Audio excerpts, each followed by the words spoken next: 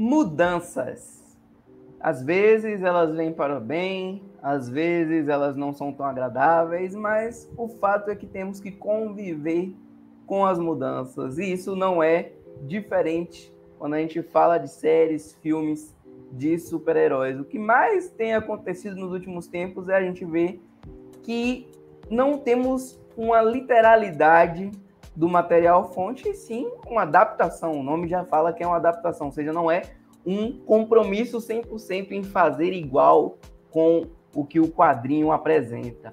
Mas, geralmente, essas mudanças trazem muita polêmica, não é, Lu? O que você acha de quando um estúdio, um roteirista decide tomar a ideia de que vai fazer essa mudança, que tal personagem não vai ser como ele é nos quadrinhos, por exemplo? Eu acredito que depende muito de que tipo de mudança a gente esteja falando. Se for uma mudança no visual do personagem, algo que não influencia muito na personalidade dele, como, por exemplo, mudança de muitos trajes de super-heróis nos quadrinhos e nos filmes, como, por exemplo, o traje da Wanda, que foi até referenciado em um dos episódios de WandaVision, né? Eu acho que é o tipo de mudança que ela não é necessariamente negativa. Às vezes ela não é positiva também, é uma mudança que, assim, é simplesmente diferente. Mas acontece que, muitas vezes, quando escolhem mudar algo muito significativo na história, na origem de um personagem, acaba desvirtuando muito e até descaracterizando esse personagem. É como você usou esse exemplo aí de WandaVision, nesse episódio que eles fazem a referência aos trajes dos quadrinhos. Eles estão numa festa de Halloween, mostrando como ficaria realmente parecido com a fantasia se eles adotassem aqueles uniformes como a roupa dos heróis na adaptação em live action. Mas o motivador do tema desse episódio do minicast é o trailer que saiu de Miss Marvel, nova série do universo cinematográfico Marvel, que vai estrear em junho, que traz a Kamala Khan, que é uma adolescente americana, mas de descendência paquistanesa, que nos quadrinhos é uma inumana, que tem dois poderes principais. O primeiro deles é o que ela pode crescer de tamanho ou diminuir de tamanho, e o principal mesmo, que é dela conseguir ficar elástica. Ela consegue deixar a mão gigante, por exemplo, coisas desse tipo. E muito dos poderes dela nos quadrinhos vem de encontro com o fato dela se sentir uma pessoa esquisita. Afinal de contas, ela não é aquela garota padrão americana, então ela sofre bullying na escola pela aparência dela, pela religião dela, pela descendência dela.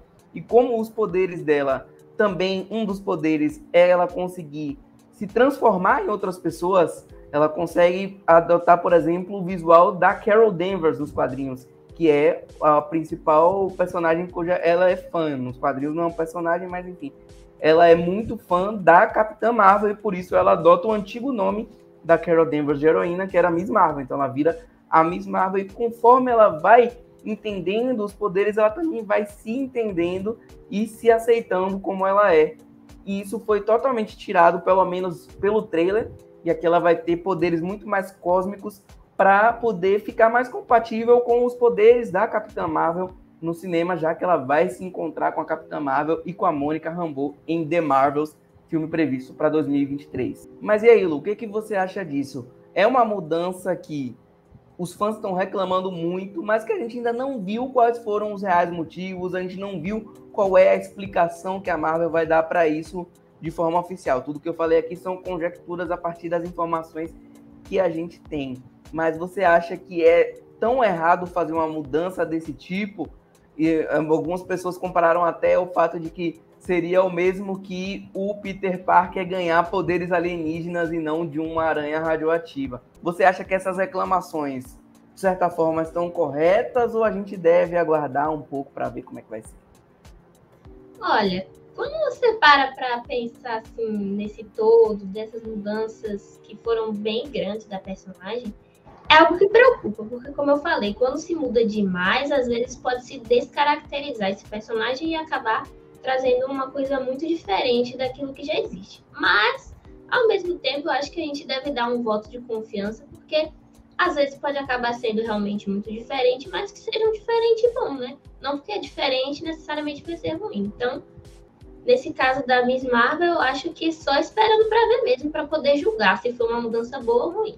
Exatamente. E tem alguns outros personagens que a gente conhece, né? Por exemplo, vou citar aqui a série de TV do Flash. Ela pegou um ator principal que não parece com o personagem dos quadrinhos, seja no porte físico, seja na própria aparência. O Flash dos quadrinhos é loiro e o da série não é loiro, né? Tem o cabelo preto.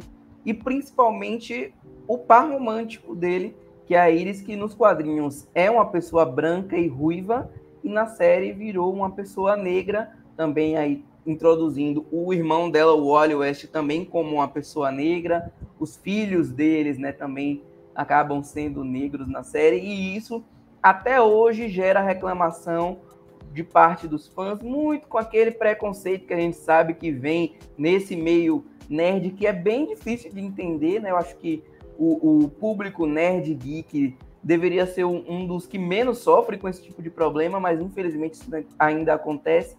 Mas, pelo menos na minha opinião, se tem algum problema com a personagem da Iris, não é o fato dela ter tido sua etnia alterada. Eu acho que isso não faz diferença nenhuma e foi até legal para ter uma visão diferente da personagem. É o que você falou. Isso não vai descaracterizar a personagem em quem ela é. Ela continua sendo um apoio moral para o Barry, até demais em alguns momentos. Ela é jornalista, como ela é nos quadrinhos. Então, as principais características da personagem estão lá, mas é uma visão diferente dela. Nesse caso da Iris, a mudança ela realmente foi mais uma questão física, né? E nesse tipo de situação, eu não acho que tenha muito problema de se mudar, até porque as características principais de personalidade da personagem foram mantidas.